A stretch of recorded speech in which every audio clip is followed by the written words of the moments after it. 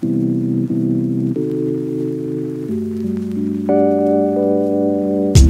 nous sommes réunis aujourd'hui, c'est pour parler du coup de logistique urbaine. Les enjeux ils sont multiples. C'est à la fois comment on repense des modèles pour livrer, distribuer la ville et organiser au mieux ce fonctionnement dans un contexte urbain de plus en plus contraint. Et c'est aussi comment on repense les espaces et les infrastructures immobilières qui permettent d'accueillir ces activités en ayant le moins de contraintes, le moins d'externalités négatives possible, mais aussi en restant efficaces et optimisés dans leur fonctionnement au service des consommateurs finaux.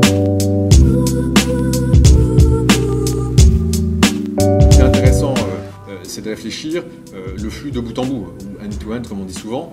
Donc c'est de penser depuis les sources d'approvisionnement, éventuellement de la transformation, de la fabrication, des centres de stockage, des points de distribution intermédiaires, et puis le point de livraison final. Donc c'est un flux de marchandises qu'il faut penser dans sa globalité, en termes de délai, en termes de coût évidemment, et en termes d'impact RSE et d'émissions carbone. Et donc les acteurs ou les industriels réfléchissent beaucoup à essayer de réduire l'ensemble des émissions et ont besoin de solutions, que des solutions leur soient proposées pour ce dernier kilomètre ou cette logistique urbaine. Les défis pour la logistique en ville, ils sont en partie identifiés depuis finalement assez longtemps, puisqu'il y a eu une vraie volonté de la part de toutes les agglomérations françaises finalement de faire sortir l'anthropo-logistique de la ville en considérant que c'était une activité qui générait de la nuisance, puisqu'elle générait des flux routiers qui étaient source de pollution et puis de nuisances sonores et urbaines. Le rôle et le métier de Sogaris, c'est au contraire de refaire venir cette logistique en ville, mais autrement.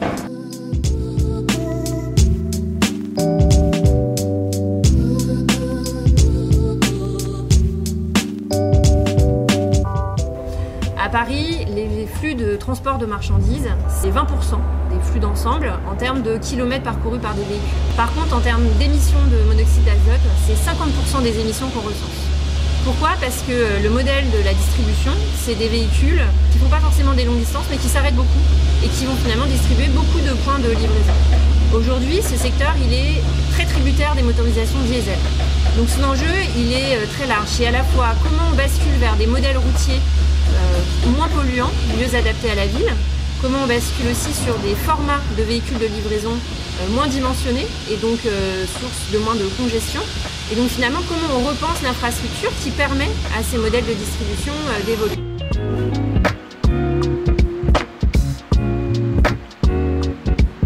Aujourd'hui, la généralisation de la cyclo-logistique est bien plus qu'une simple tendance de livraison adoptée par les transporteurs. Elle permet d'améliorer et d'optimiser les flux de marchandises sur le dernier kilomètre.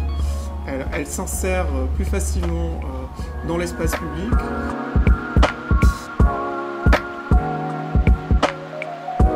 Les taux de retour sur le e-commerce sont énormes et donc il faut avoir une logistique qui soit adaptée, qui soit performante, encore une fois économiquement, écologiquement.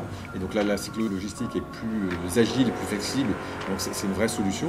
Et puis il y a aussi tout le réemploi et tout le C2C.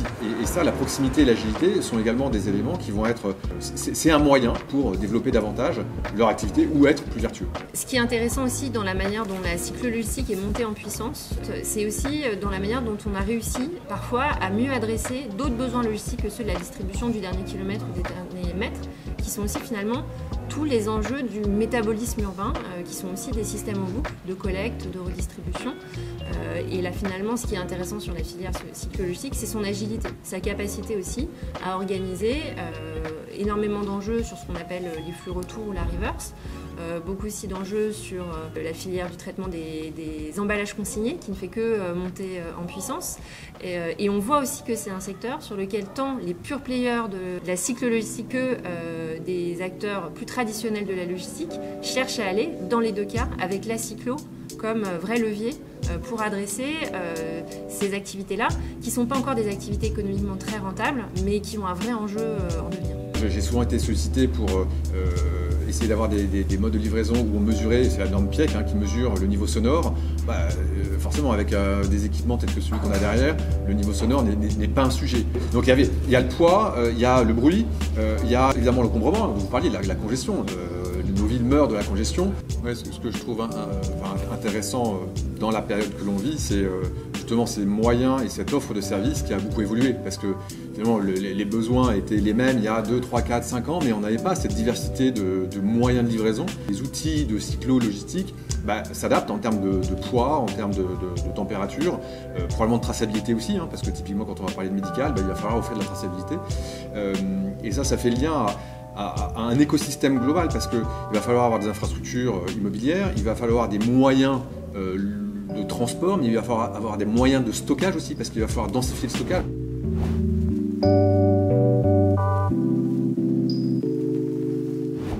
Aujourd'hui, nous sommes ici dans le site de Sogaris Montmartre, qui justement vient proposer une solution adaptée à ces différents usages. Donc on a un accès en plein pied, ce qui est quand même assez important pour les exploitations cyclo-logistiques aujourd'hui. On a de la lumière naturelle et une localisation qui permet en fait aux cyclo-logisticiens d'avoir une zone de chalandise très favorable à leur activité. On estime qu'un cyclo-logisticien il opère dans un rayon de 3 à 5 km autour de son hub. Et donc aujourd'hui, cette localisation, elle permet d'atteindre un grand nombre de clients à partir de ce site. Le site sur lequel nous sommes est très intéressant parce qu'il est à la fois proche du centre de Paris, mais également proche du périphérique, donc pour être approvisionné en marchandises, puisque c'est un centre de distribution, mais il faut bien l'alimenter avec un certain nombre de produits. Et donc il a été pensé pour gérer ces flux entrants et sortants de façon aussi optimisée que possible.